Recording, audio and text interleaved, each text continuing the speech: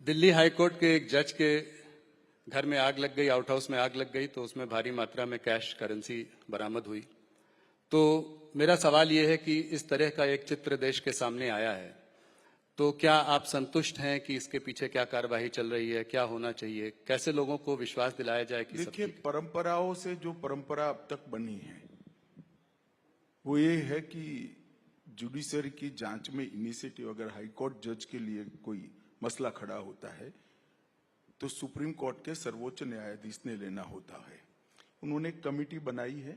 हमें ये न्यायिक प्रक्रिया पर, सुप्रीम कोर्ट की प्रक्रिया पर भरोसा रखना चाहिए। इसकी रिपोर्ट आएगी तो काफी सारी चीजें स्पष्ट हो जाएगी। मगर मैं इतना कहना चाहता हूं, उन्होंने कमेटी बनाने के निर्णय करने में कोई तक देरी नहीं की है और मैं आशा करता हूं कि जल्दी, क्योंकि पूरी जनता भी इसको बड़ा गंभीरता से देख रही है, तो जल्दी ही ये कमेटी की रिपोर्ट और उसके बाद ऐसा भविष्य में न हो, इसके लिए क्या कदम उठाए जाए वो सुप्रीम कोर्ट की ओर से सार्वजनिक होगा।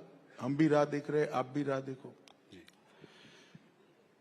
एक जुड़ा हुआ सवाल जुडिशरी पर, हायर जुडिशरी के जो अपॉइंटमेंट प्रोसेस का एक सवाल काफी मुद्दा चल रहा है। एनजेएसी की भी बात हो रही थी, सुप्रीम कोर्ट ने उसको अनकॉन्स्टिट्यूशनल बताया। इस पर आपका व्यक्तिगत क्या मत है? देखिए, मेरा व्यक्तिगत कोई मत नहीं हो सकता क्योंकि मैं एक पार्टी से बंधा हुआ व्यक्ति हूं। मेरा कोई व्यक्तिगत मत नहीं होता है। मेरा मत व्यक्तिगत मैं पार्टी में रख सकता हूं। पार्टी एक निर्णय पर पहुंचती है, फिर पार्टी का मत मेरा मत होता है। इसी तरह से सरकार में भी मेरा कोई व्यक्तिगत मत नहीं होता है। व्यक्तिगत मत जब प्रधानमंत्री जी चर्चा करते हो तब मुझे रखना होता है या तो कैबिनेट में रखना होता है। इसके बाहर तो कैबिनेट का जो डिसीजन होता है वही हमारा डिसीजन होता है। परंतु मैं मानता हूं कि इस पर एक नए सिरे से एक बहस ये घटना के कारण खड़ी हुई है। जनता में काफी उत्सुकता भी है। हम राह देखते हैं कमेटी क्या करती है। उससे काफी तो आप कह रहे हैं उसके बाद बहस होनी चाहिए? नहीं, बहस तो अभी कर ही रहे हो आप। बहस में तो कौन किसको रोक सकता है, परंतु कमेटी क्या रिपोर्ट देती है इसके आधार पर सारी चीजें स्पष्ट हो। जम्मू और कश्मीर की ओर चलते हैं। कल आप वहां पर थे भी। राज्य का दर्जा कब तक मिलेगा, क्या आपको लगता है, और नई सरकार का कैसे आप आंकलन करते हैं? देखिए, भारतीय जनता पार्टी एक अखिल भारतीय पार्टी है। हमने भारत में दो नेताओं के नेतृत्व में सरकार बनाई। एक अटल जी के नेतृत्व में बनाई और एक लंबे समय के लिए लगातार तीसरी बार मोदी जी के नेतृत्व में बनाई। भारतीय जनता पार्टी ने कभी भी केंद्र में सत्ता रहते वक्त राज्य सरकार किसकी है वो नहीं सोचा है। ना हम कश्मीर के लिए सोच रहे हैं। कल ही मैं रिव्यू करने के लिए गया था। उमर साहब मेरे साथ ही बैठे थे, भोजन भी किया, बड़े अच्छे से इनकी फोटो भी आई है। जी जी। और हम सभी राज्य सरकारों के साथ जिस तरह का हमारा व्यवहार होता है इसी का है। परंतु सुरक्षा और अलगाववाद, इस पर हमारा स्टैंड फर्म है। इसमें कोई कॉम्प्रोमाइज ना हम करेंगे ना किसी को करने देंगे। अभी कठुआ क्षेत्र में कुछ घुसपैठी घटना जरा सा सामने आई है, इसमें कुछ आपको लगता है ये पाकिस्तान स्पॉन्सर टेररिज्म टाइप के कुछ? नहीं, घुसपैठ तो पाकिस्तान के अलावा रसिया से कैसे हो सकता है? वहीं से हो सकता है और ये तो सालों से कर रहे हैं। मगर देश के जवान बहुत मुस्तैद है, देश की सरकार भी मुस्तैद है। हम यहाँ पर कोई कांड नहीं करने देंगे और करेंगे तो दंडित भी करेंगे उनको।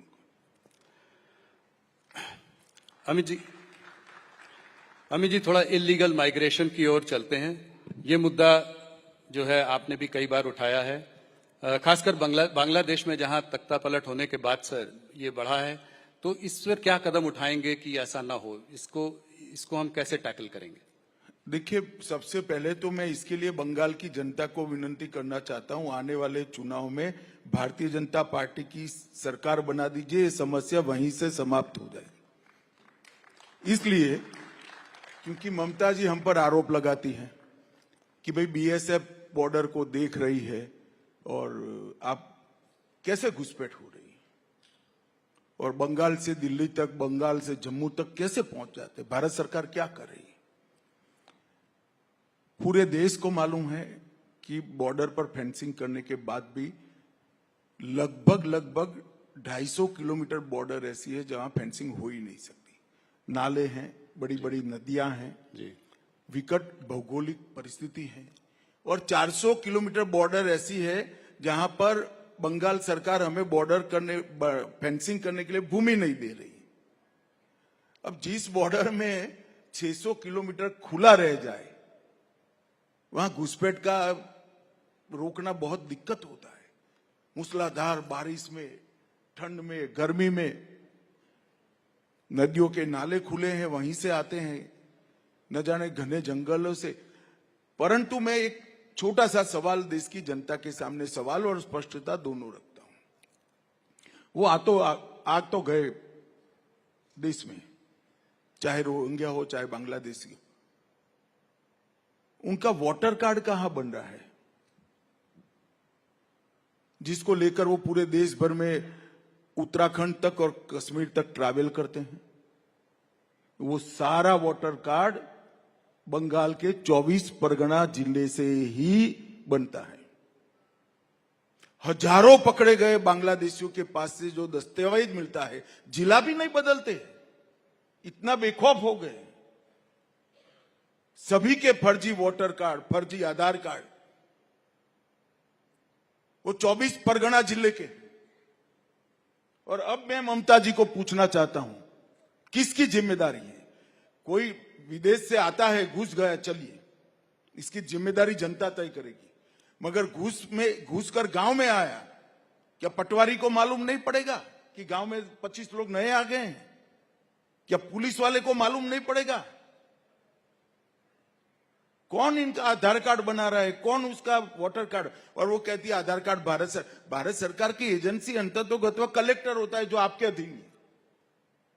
इलेक्शन कमीशन की भी एजेंसी तो कलेक्टर ही होता है, जो आपके अधीन है। परंतु ये सब इंडिया अलायंस की पार्टियों को उसमें अपना वोट बैंक दिखाई पड़ता है। तो इसका समाधान अब आसाम से क्यों बंद हो गया? जी, देखो भाई, समाधान तो हम जरूर ढूंढेंगे, मगर मैं तो इस मंच का उपयोग कर बंगाल की जनता को कहता हूं, इसका एक सरल समाधान है। इस बार कमल फूल की सरकार बना दीजिए, अपने आप समाधान आ जाएगा। क्या लगता है अगले चुनाव में भारतीय जनता पार्टी की सरकार बनेगी? पिछली बार भी बहुत वो था, पर आप लोग सरकार नहीं बना पाए, और लोकसभा के चुनाव में भी धक्का लगा है आपको वहां। देखो भाई, ऐसा है, हमारे 4 मेंबर थे। मैं मीडिया का रुख, जिसमें आप भी आ जाते हो, वो समझाता हूं। हमारे 4 मेंबर थे, 4 से 77 हुए, हमें झटका लगा। जिस कांग्रेस पार्टी ने 23, सुनो ना यार, जिस कांग्रेस पार्टी ने 27 साल राज करा, ये 0 हो गए, उनको झटका नहीं लगा है। जिस कम्युनिस्ट पार्टी ने 27 साल राज करा, वो भी 0 हो गए, झटका नहीं लगा है। भाई 4 से हम 77 पहुंचे एक चुनाव में, तो 77 से कितना होता है, जरा गुणाकार करो, सरकार बनती है।